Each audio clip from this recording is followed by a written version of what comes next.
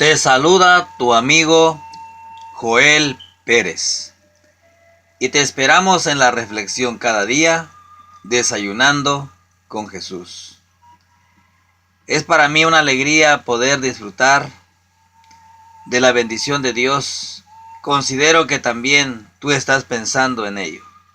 Abrir nuestros ojos, hacer nuestras necesidades fisiológicas, prepararnos para ir al trabajo y así disfrutar de un nuevo día con sus nuevos afanes. Yo me pongo tan feliz porque a pesar de todo, a pesar de que este mensaje le llega a muchas personas, hay una cantidad de amigos y hermanos que escuchan este mensaje.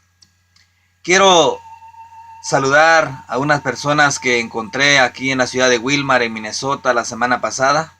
Y posiblemente hoy nos volvamos a saludar. Ellos son mis paisanos, chiapanecos. Aquí es muy difícil encontrar gente de Chiapas, México.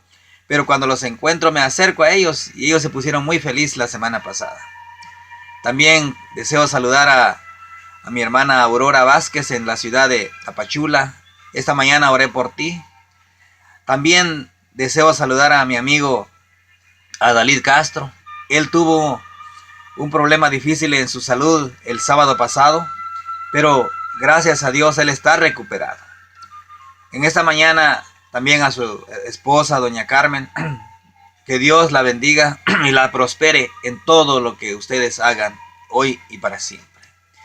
Mis amigos y hermanos, hoy estudiaremos un mensaje de vital importancia. Hablaremos sobre la iglesia de Jesús, sobre la esposa de Jesús.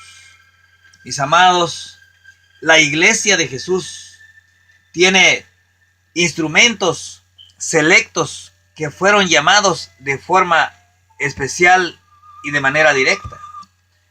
Entre ellos podemos considerar a Noé, por ejemplo, a Abraham, a Isaac, al pueblo de Israel, a Jesús mismo, que fueron inspirados por el poder del Espíritu Santo como instrumentos valiosos para la prosperidad de la iglesia de Cristo.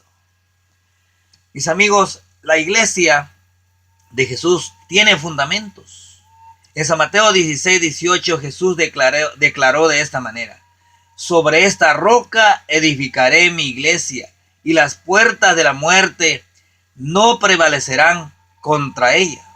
Jesús, señalándose a sí mismo en frente de Pedro, él dijo: sobre esta roca edificaré mi iglesia. En Efesios 2:20, más tarde, San Pablo, el discípulo en la época de los gentiles, declaró así: edificado sobre el cimiento de los apóstoles y los profetas, siendo Jesucristo misma la piedra del ángulo. Nadie puede poner otro fundamento fuera del que está puesto, que es Jesucristo, declara también San Pablo en 1 Corintios 3:11. Dios sometió todas las cosas bajo sus pies y lo constituyó cabeza suprema de la iglesia. Esa declaración la encontramos en Efesios 1:22. Él es la cabeza del cuerpo, que es la iglesia, para que en todo tenga preeminencia, tenga valor, en otras palabras. Así lo declaró San Pablo en Colosenses 1:18. Cristo amó a la iglesia y se entregó a sí mismo por ella, muriendo en la cruz del Calvario, derramando su sangre y demostrando su amor por ella.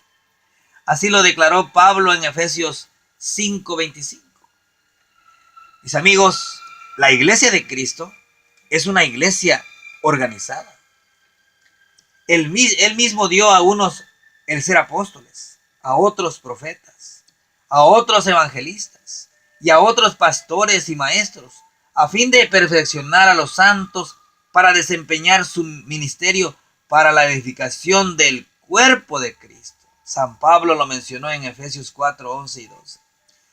Mis amigos, la iglesia de Cristo es una iglesia bien organizada.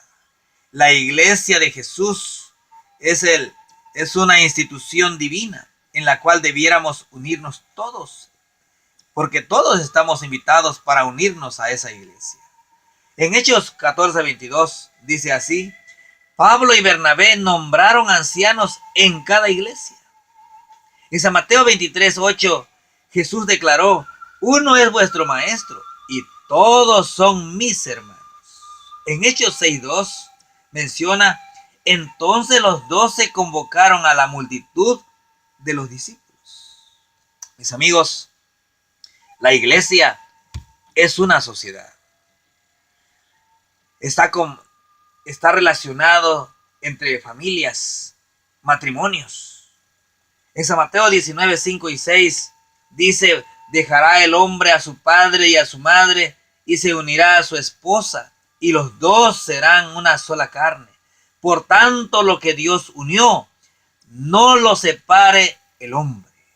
Mis amados, la iglesia, es decir, la sociedad, el cuerpo de Cristo, está formado por matrimonios. Dios bendijo el matrimonio desde el huerto del Edén.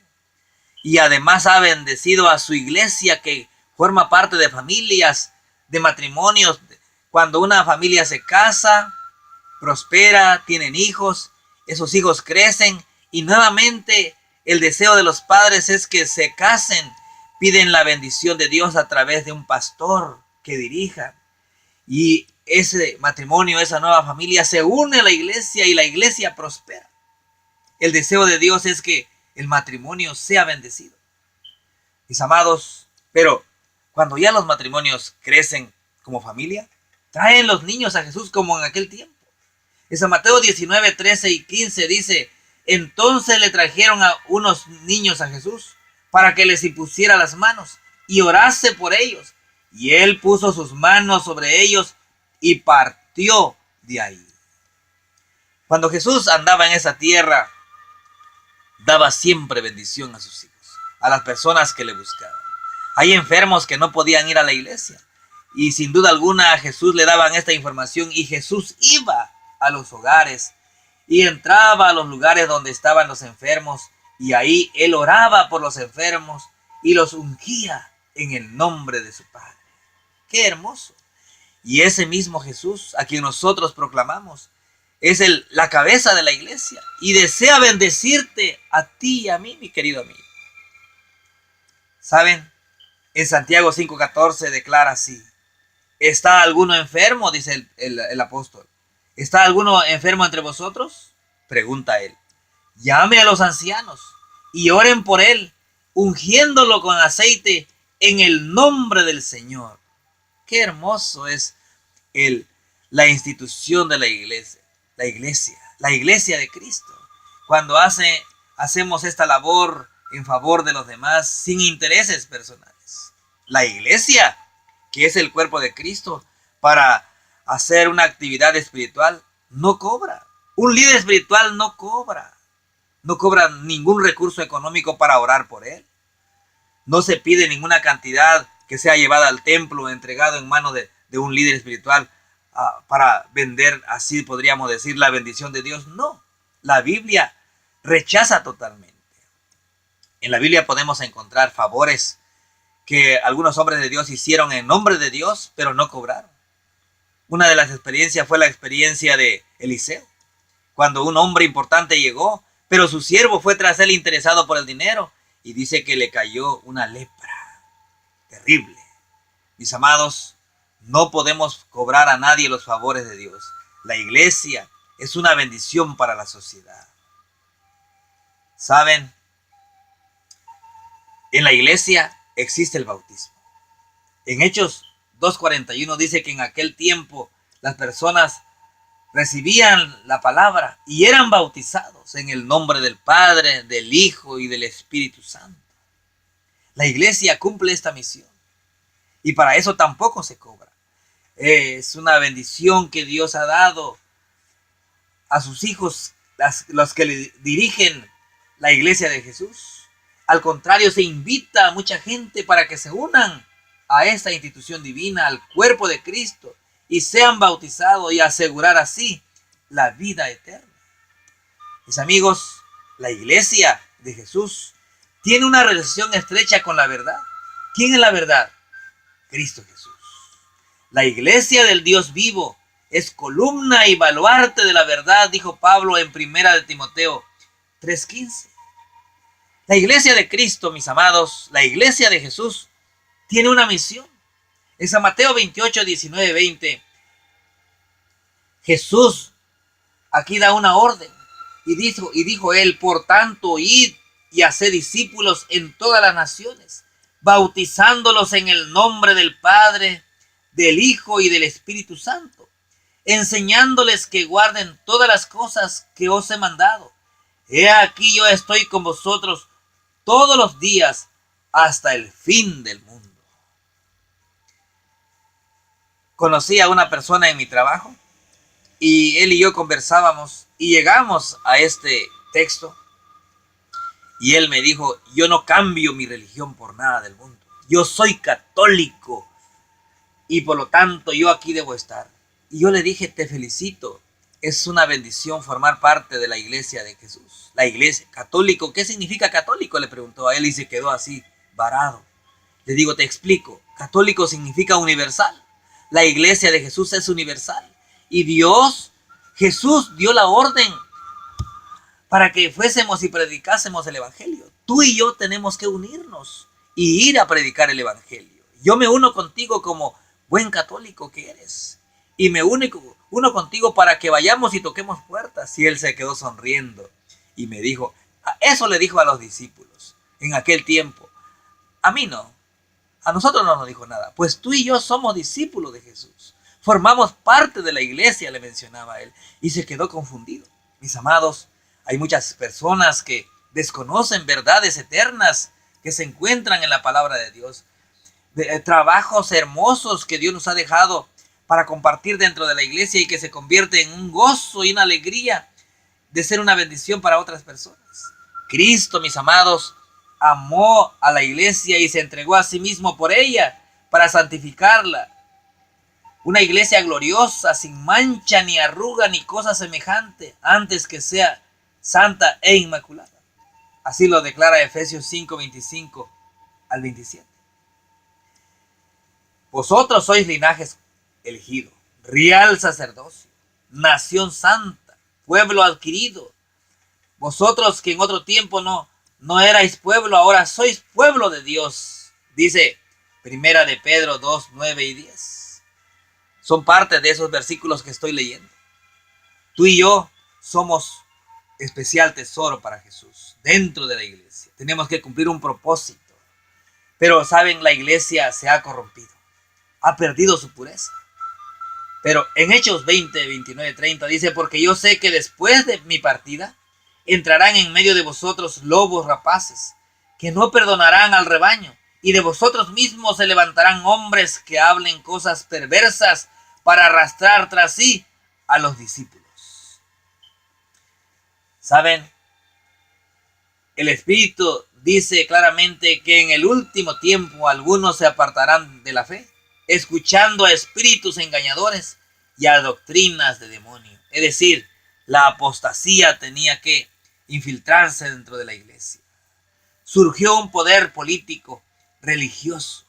Nadie os engañe en ninguna manera, porque ese día no vendrá sin que antes venga la apostasía y se manifieste el hombre de pecado, el hijo de perdición, que se opondrá y exaltará contra todo lo que se llama Dios o que se adora hasta sentarse en el templo de Dios, haciéndose pasar por Dios. Mencionó San Pablo en 2 de Tesalonicenses 2, 3 y 4. Nosotros tenemos que estar conscientes de ello, mis amados. La obra del enemigo echó por tierra la verdad y prosperó en todo lo que hizo. Así menciona Daniel 8:12. Hablará palabras contra el Altísimo. A los santos del Altísimo quebrantará y tratará de cambiar los tiempos y la ley, mencionó Daniel en el capítulo 7, versículo 25.